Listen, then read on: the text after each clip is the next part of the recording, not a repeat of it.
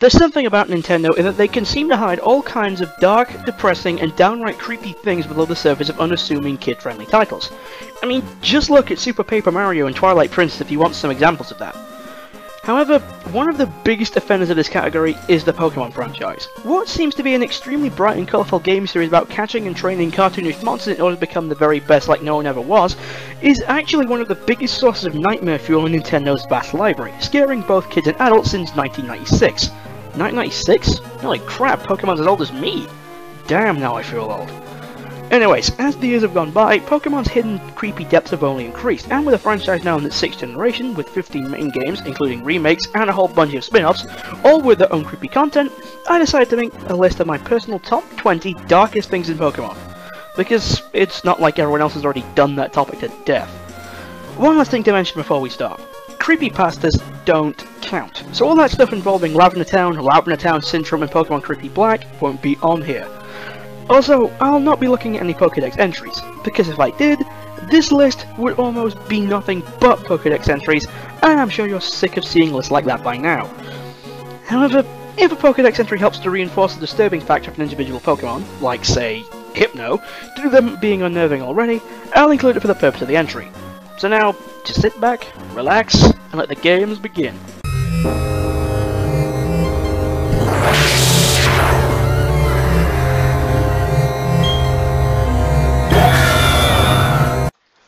What is it that makes Ghost-type Pokemon so unnerving?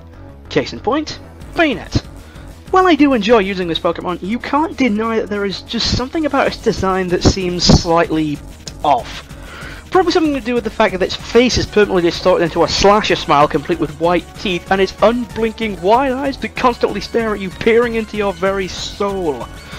Upon checking the Pokédex, you discover that Banette is actually a discarded doll that gains sentience after being possessed by a wandering spirit. Hang on, what? Is this Pokemon or Child's Play? You mean that every Banette in the Pokemon world is one of Chucky's long-lost cousins? Damn. Anyways, this possessed doll is then consumed by a desire to track down and take revenge on the child that discarded it. Fair enough, but what happens if it can never find that child in the first place? Is it doomed to wander the earth forever to fulfill a need for revenge that it can never satisfy? And what happens if it does find the child that threw it away? What exactly is Banette's revenge supposed to be? I'm sure someone out there has written up some kind of fanfic or creepypasta. Anyone care to share a link? No? Never mind then. To make matters worse, Banette was one of the Pokemon given a Mega Evolution Generation 6, and this only made it worse. In this form, it seems only the spirit inside the doll was given a power boost rather than Banette's host, as new ghostly appendages have unzipped and burst out of its arms and legs, and it now gives off a mysterious ghostly aura, guaranteed to unnerve first-time players. God damn it, Nintendo, why do you do this? However, it's at the bottom of the list because, let's face it, while scary at first, the creepy factor of Banette does fade away after a while, unlike some of the entries on this list.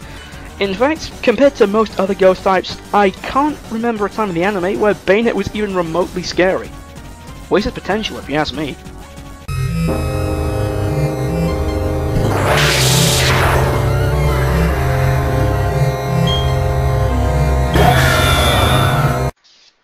The best kind of scares are the ones that are completely unexpected. And no, I'm not talking about jump scares. Those can all die in the fiery pits of Muspelheim for all I care.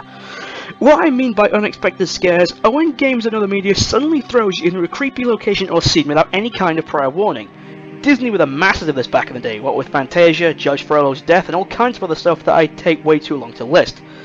Somehow it seems Nintendo have picked up on this and almost have become infamous as Disney in that regard, and have been hiding creepy stuff in their games since the very start. So for this entry, I'll be looking at the one Easter egg that no one expected to find, the Lumiose City Ghost Girl. While hiding ghosts in Pokemon are nothing new, they usually show up in haunted areas such as abandoned houses like the old chateau. What makes this one so creepy is because it shows up in a place you'd never expect. Would you really expect a ghost to show up in a building in the Pokemon equivalent of Paris? Essentially, what happens is while exploring the vast streets of Lumiose City, you'll come across an unsuspecting building. Naturally, you go inside and try and see if you can get any new items or some potential Pokemon to trade. You don't see anything interesting as you explore the bottom floor, so you enter the elevator to see if the other floors have anything good.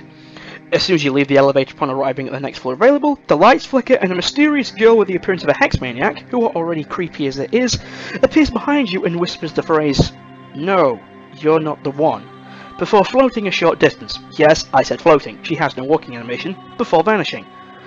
After this, she can also be found at the Hotel Richisme in the other side of the city. When you talk to her this time, she'll ask you to go away as she can't hear the noise of the elevator. Okay, fine, if you want to hear the noise of elevators, that's your business, not mine. Aside from the previously mentioned unexpectedness, what makes this Easter egg unnerving is the ambiguity of it. Just who is this girl? Who is the one she is supposedly searching for? A friend? A family member? Someone who knows about her death? Or maybe, just maybe, could it be the person who killed her?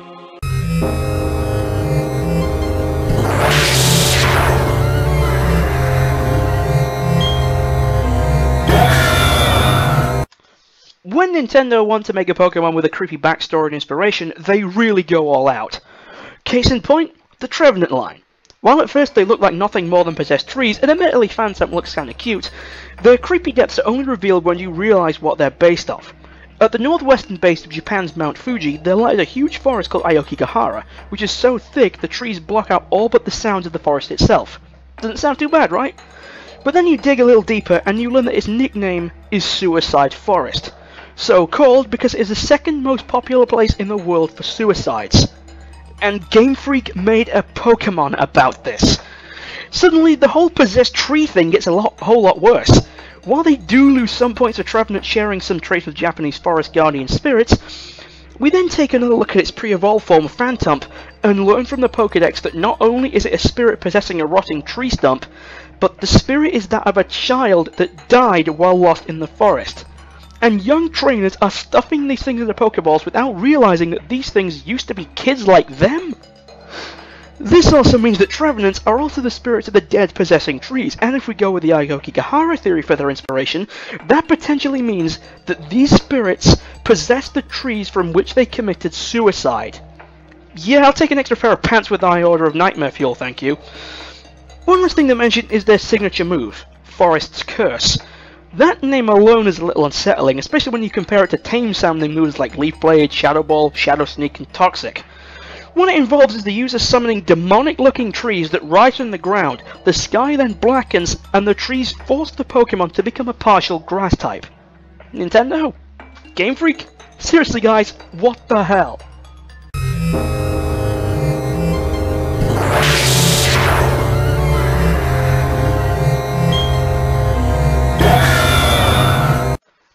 So, Pokemon Mystery Dungeon. While these games can be a bit repetitive at times and can get aggravatingly difficult in the later parts, especially when you're forced to fight a legendary Pokemon that's nothing more than a Munchlax, they have some of the best stories in the Pokemon series, and sweet Arceus are these stories dark. All of them have something to do with the Pokemon world being threatened, forcing whatever higher power this world has to summon a human into this world for help, who would somehow turn into a Pokemon and loses all their memories in the process. Go figure. However, the darkest games in the Mystery Dungeon series are the Explorers games, known as Explorers of Time, Darkness, and Sky. In these games, the basic plot is that time has stopped in various regions and it's up to you and your partner to find out what's going on and hopefully fix it. A few dungeons in, you meet a Grovyle, and a few levels later it's revealed that the player character and Grovyle are actually from a future where time has stopped, causing the world to be destroyed, and Dialga, the deity of time, to go off the deep end. Grovyle and the player travel back in time to fix this. Okay, so all you have to do is travel to Dialga's home and save the world, right? Nope. Just before you travel to the final area, Grovyle reveals to you that should you manage to complete this mission, you, along with everything else from the future, will be completely erased from existence. So you press on, knowing just what will happen should you succeed, yet at the same time hoping that you will survive. In fact, you don't disappear completely after the final boss, giving you a sort of false hope. But then as you prepare to leave, it happens. In one of the most heart-wrenching scenes in the video game, the player character fades into obscurity while your partner begs for you to stay just a moment longer. Keep in mind that unlike regular deaths in the Mystery Dungeon series where the characters end up on a higher plane of reality, this is being wiped out from existence entirely. There is nothing else waiting for you. This is it. What even makes it more depressing is that the player character's grim acceptance to the whole thing due to knowing about what happened beforehand, which contrasts greatly with the partner's shock and refusal to accept the fact. This event shows up again in one of the extra stories of Explorers of Time, except this time it's Grovyle, his friend Celebi, Primal Dialga and the game's villain Dustgnoll that are vanishing from existence. And after basically tying up Grovile's story after his self-sacrifice sent Dustgnoll back into the future, the four of them witness their world start to repair itself due to the timeline change. They then fade away one by one with varying reactions. Primal Dialga has pretty much no reaction due to being a mindless beast. Dustgnoll refuses to accept his fate and tries to fight it. Celebi expresses sadness that she'll never get to live in the new world they fought for. And lastly, there's Grovile, who has seen just everything he knows vanish into oblivion, and he has the same grim acceptance as the player. Admittedly, this is more dark and depressing than it is disturbing, but while death and its consequences are nothing new in the Pokemon series, this is the closest we get to a character dying on screen in a Pokemon game. And for it to come after the final boss fight, which is usually when the player expects a reward for this, or at least some Deus Ex Machina to occur and stop the predestined event, this game actually has the balls to go through with it and make it one of the most saddest moments in gaming. Which is promptly completely ruined after some power higher than Dialga undoes each character's disappearance. At least we got a cool and expansive post-game out of it.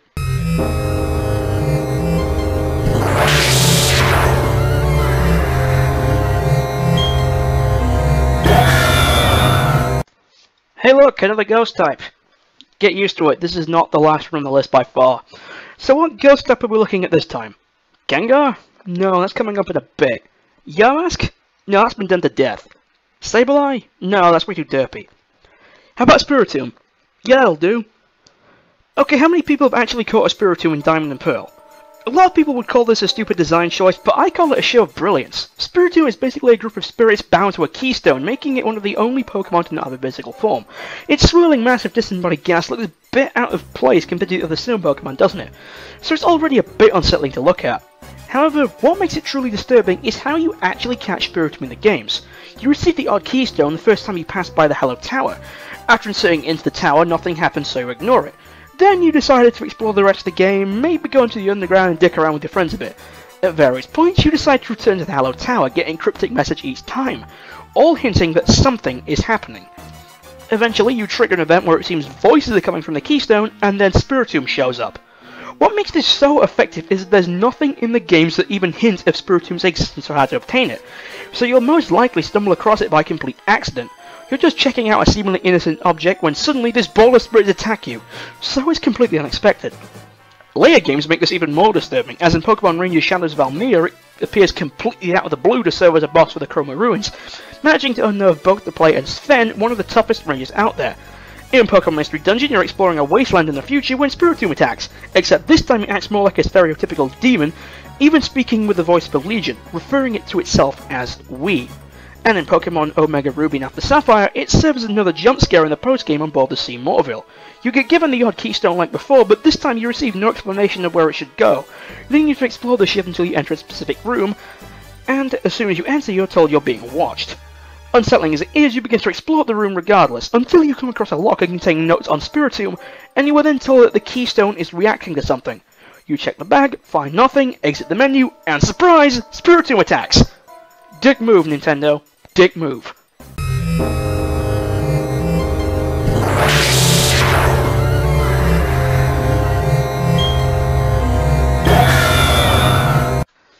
Going back to the Mystery Dungeon series for a second, remember how I mentioned that this series is generally darker than the rest of the Pokemon games? Well, this also means that the series is not afraid of tackling mature themes, like, say, child abduction. I know you'll think I'm crazy, that Nintendo would never allow something like that in one of their games. I mean, death is one thing, but this is on a whole new level. But somehow, they managed to slip it past the censors using one of the Pokemon that has spawned countless creepypastas. Drowsy. How do they do this? Early on in the Explorers of Time and Darkness, you travel to the main town for a tutorial and prepare for your next few job offers. You run into two children, an Azuriel and a Marill. The shop owners explain how they're gathering supplies to help their sick mother. As you talk to them, you run into a Drowsy, who seems to appear as quite a charming individual. Suddenly, your character says they feel a little uneasy about the whole thing, and out of nowhere they get a vision of what appears to be Drowsy attacking Azuriel.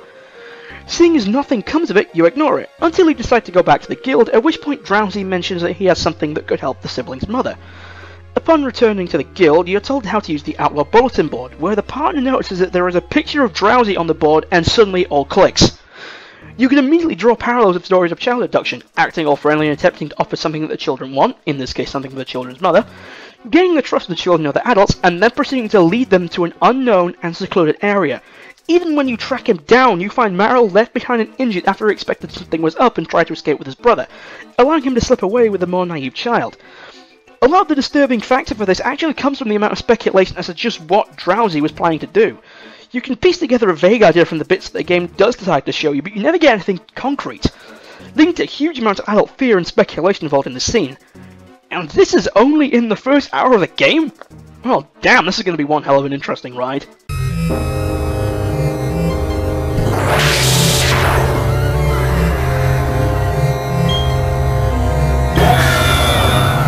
As we've seen before, Pokemon is no stranger to the topic of death, given how many times it's shown up in one form or another.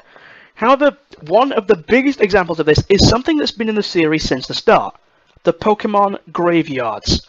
Am I the only one that feels a little creeped out by these places? They serve as a humongous contrast to the generally bright and cheerful world you've just been exploring, and usually have a depressing atmosphere, with each one generally being worse than the last. Pokemon Tower, Mount Pyre, Celestial Tower, and the Lost Tower. All are depressing, all are unsettling, and some games actually require you to explore them in order to advance the plot. While Sinnoh's Lost Tower and Unova's Celestial Tower aren't too bad, seeing as by this point the player is generally used to them, and less emphasis is actually given to the fact that yes, you are running around a Pokemon graveyard for fun. In fact, in Black and White, you're required to climb Celestial Tower in order to thwart the next stage of Team Plasma's plan. However, Pokemon Tower and Mount Pyre are another story, especially in the case of the former. Both have trainers that are either mourning for the deaths of their Pokemon partners, or have some kind of morbid obsession with the place, especially with the Hex Maniacs of Gen 3. Seriously, what is wrong with these people? Anyways, Mount Pyre is another one of those surprise creepy moments, as there is next to nothing that tells you about the place's true nature, and it looks like an unsuspecting mountain from the outside. The top floor is also covered in mist, which just adds to the eerie nature. And look, the ghost girl from Kalos is back in the remakes! Yay! Pokemon Tower, on the other hand, is arguably the worst of the bunch. Being situated in Lavender Town doesn't really help things, even though that place isn't all that bad nowadays. Aside from the unfortunate location, this place includes such highlights as your rival supposedly burying his Pokemon, unidentifiable ghosts that make your Pokemon freeze in terror, and the ghost of a Marowak that was killed by Team Rocket that haunts the upper floors. Seriously, how did this get an E rating? I mean, just look at the ghost sprites. In the Gen 3 remakes they aren't too bad, but in the original games of the Game Boy? Pixelated nightmare at its finest, ladies and gentlemen.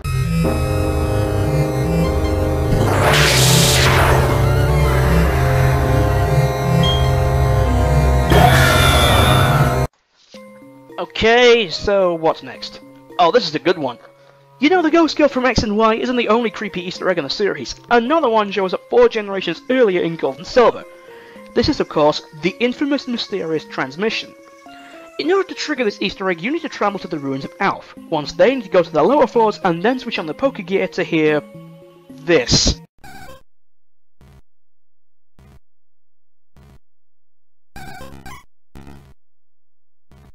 Okay, who allowed this?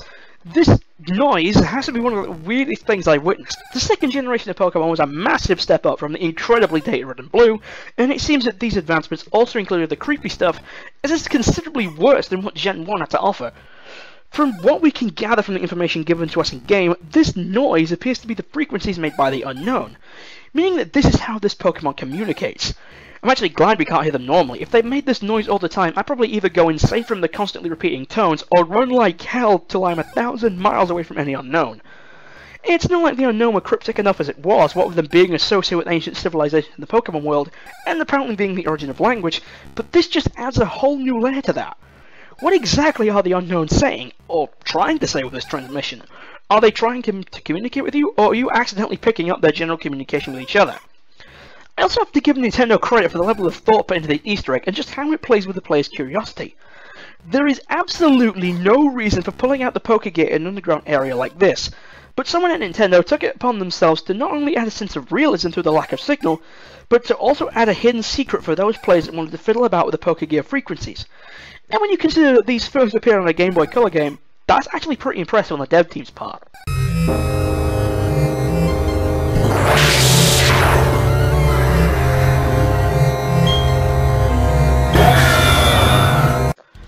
The Mystery Dungeon series aren't the only side games to have creepy moments, not by a long shot.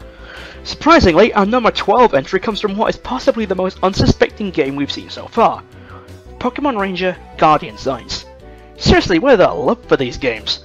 Hardly anyone talks about them, which is a shame as they contain some of the most interesting characters in the Pokemon universe, especially in the villain department. As it turns out, our next entry is something to do with the true villains of Guardian Signs, the Society. Silly name aside, these guys might actually be some of the most dangerous villains in the series, as their plan involves seeking an ancient artifact to become immortal and then rule the world as gods.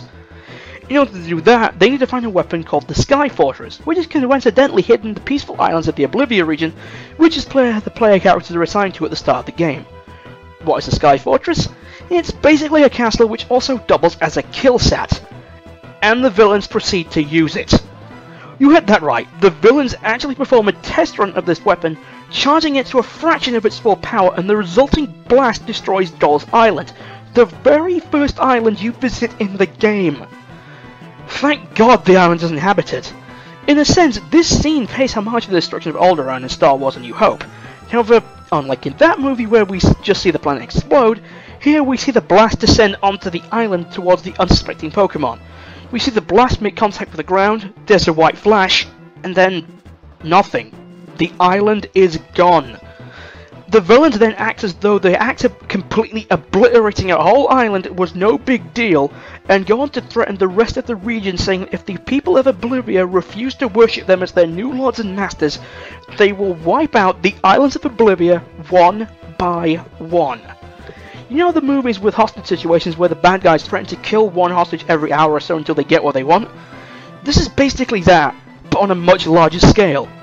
What makes matters worse is that when you finally board the Sky Fortress and reach the man in charge, you were quite literally moments away from this happening again, this time to an inhabited island. Let that sink in for a second. You arrived just in time to stop the Society from committing mass murder, and the cold-hearted villains wouldn't even have batted an eyelid at that. I think someone needs to have a nice little talk at the guys to Nintendo as to what an E rating actually means.